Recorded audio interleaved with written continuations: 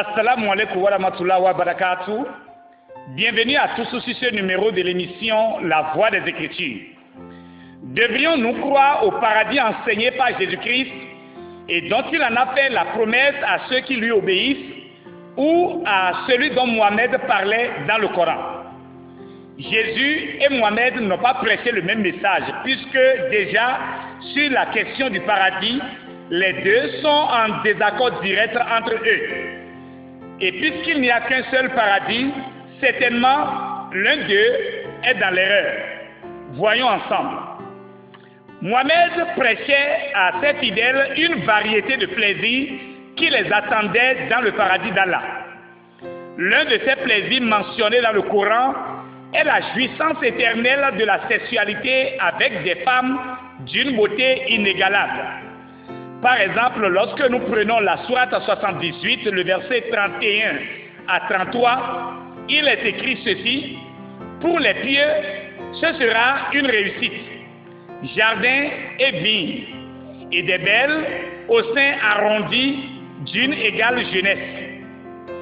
Dans le verset 33, c'est Allah même qui décrit la beauté de ces femmes qui attendent les musulmans pieux au paradis. Allah met l'accent sur la forme de leur sein et explique que ce sont des femmes au sein arrondi. Quand on prend la sourate 44, le verset 54, Allah nous parle des yeux de ces femmes. On y lit ceci: c'est ainsi, et nous leur donnerons pour épouse des yuris aux grands yeux. Et dans la sourate 52, le verset 20, Allah précise la couleur des yeux de ces femmes. Nous y lisons ceci: accoudés sur des lits bien rangés, et nous leur ferons épouser des yuris aux grands yeux noirs. Lorsque nous prenons la sourate 55, le verset 56, Allah attire l'attention sur le fait que c'est des femmes vierges. Il est écrit ceci: ils y trouveront les yuris au regard chaste, qu'avant eux, aucun homme ou djinn n'aura déploré. Et enfin, quand vous prenez la sourate 36, le verset 55, il est écrit ceci: les gens du paradis seront ce jour-là dans une occupation qui les remplit de bonheur. Lorsque vous prenez le tafsir de Ibn Kathir, de cette sourate que nous venons de citer, c'est-à-dire la sourate 36, le verset 55, les oulémas expliquent l'expression qui veut dire une occupation qui les remplit de bonheur. On y lit dans le tafsir ceci: certains parmi les exégètes ont précisé que cette occupation consiste à déviéger les yuris aux grands yeux. Eux et leurs épouses se tiendront sous des ombrages accoudés sur des lits d'apparents où ils délecteront de tous les fruits. Mohamed a enseigné aussi que tout musulman pieux aura 72 vierges et le musulman aura à les déviéger par jour et ces femmes retrouveront immédiatement leur virginité. Lorsque nous prenons la Sunna de At-Tirmidhi, hadith numéro 2536, il est écrit ceci: Anas a rapporté que le prophète a dit: on dotera le croyant au paradis d'une telle puissance sexuelle. On lui demanda: ô messager d'Allah, en sera-t-il capable? Et le prophète répondit: on lui donnera la force d'une centaine d'hommes. Alors, y a-t-il réellement un plaisir sexuel au paradis? Pendant son ministère terrestre, Jésus-Christ fut confronté à des gens qui pensaient exactement comme Mohamed que le paradis est un lieu charnel où on peut se donner du plaisir sexuel. Il s'approchait de Jésus et lui posait une problématique sur le sujet dans Matthieu chapitre 22, le verset 23 à 28. Il est écrit ceci: le même jour, les Sadducéens qui disent qu'il n'y a point de résurrection vinrent auprès de Jésus et lui firent cette question. Maître, Moïse a dit, si quelqu'un meurt sans enfant, son frère épousera sa veuve et suscitera une postérité à son frère. Or, il y avait parmi nous 7 frères. Le premier se maria et mourut. Et comme il n'avait pas d'enfant, il laissa sa femme à son frère.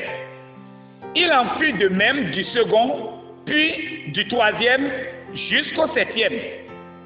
Après eux tous, la femme mourut aussi. À la résurrection, duquel des 7 sera-t-elle donc la femme? Car tous l'ont eu. Voilà la problématique qu'ils ont posée au Seigneur Jésus. Écoutons alors sa réponse face à cette croyance.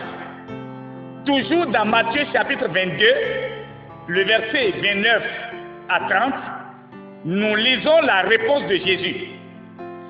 Il est écrit ceci. Jésus leur répondit, vous êtes dans l'erreur, parce que vous ne comprenez ni les Écritures, ni la puissance de Dieu.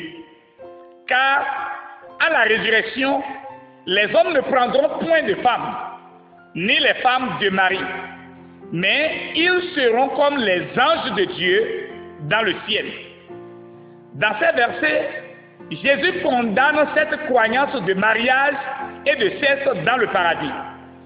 Il a déclaré que c'est une croyance erronée, basée sur l'ignorance des Écritures et sur la puissance de Dieu. Il a expliqué que le paradis est un lieu spirituel saint et pur. Les hommes seront dans un corps spirituel comme les anges de Dieu. Un corps spirituel n'a ni chair ni os, et par conséquent, ce ne sont pas des corps qui ont même de sexe. Cette déclaration formelle du Christ est la preuve que le Coran est une révélation mensongère fondée sur l'erreur. Mais on pouvait se demander, y a-t-il 2 paradis? Quand on regarde un peu l'attitude de Mohamed en matière de sexualité, on peut voir ou imaginer un peu d'où pouvait lui venir cette illusion d'être occupé à déviéger les femmes au paradis. Par exemple, dans Sahih al-Bukhari, tome 1, hadith numéro 268, raconté par Qatada, on lit ceci. Anas ibn Malik a dit, le prophète faisait la tournée de toutes ses femmes, c'est-à-dire relations sexuelles avec elles tous, en une fois pendant le jour et la nuit, et elles étaient au nombre de 11. J'ai demandé à Anas, le prophète en avait-il la force? Anas répondit, nous disons que le prophète possédait la force de 30 hommes. Et Saïd a dit sur l'autorité de Qatada qu'Anas lui avait parlé seulement de 9 épouses, pas 11. C'est quand même incroyable. Le plaisir que Mohamed éprouvait dans la sexualité en faisant la tournée, c'est-à-dire la relation sexuelle entre toutes ces femmes en une fois. Et on nous précise qu'il avait entre 9 ou 11 femmes. De plus, lorsque vous prenez l'exégèse de Az-Suyuti, la 3e partie à la page 377, Suyuti mentionnant l'entretien prophétique dans lequel le prophète Mohammed a dit, il y a 3 choses que j'aime par-dessus tout, les femmes, le parfum et la nourriture. Dans ce récit de Suyuti, parmi les 3 choses que Mohammed aimait par-dessus tout, on n'y trouve même pas le nom d'Allah. Au contraire, il a mis en première position la femme. Preuve tangible que Mohammed voyait le plaisir sexuel comme un paradis sur terre. Si réellement on pouvait croire qu'il y a réellement le sexe au paradis, certaines questions nous viennent à l'esprit. On pouvait se demander si réellement il y a le sexe au paradis et que les musulmans pieux seront occupés à dévierger ces femmes, alors quelle sera la récompense des musulmans au paradis?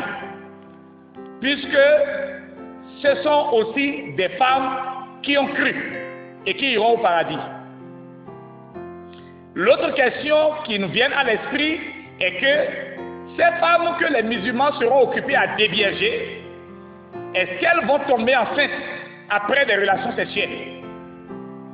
Qu'en est-il alors des enfants qui meurent étant croyants et qui n'ont même pas atteint l'âge adulte?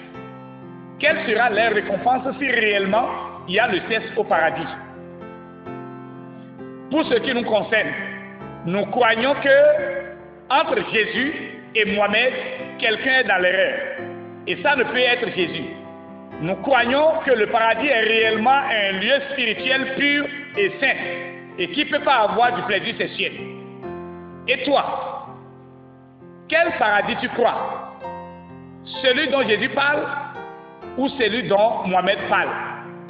Crois-tu réellement qu'il y aura le plaisir sexuel au paradis? Ta décision déterminera où tu passeras l'éternité. Mais sache une chose, Jésus a dit, quiconque croit qu'il y a le sexe au paradis est dans l'erreur. Il est temps que tu bâtis ta foi sur la vérité et non sur l'erreur. Shalom à tous et à très bientôt. Nos contacts restent les mêmes, plus 229 61 73 45 32 32 32.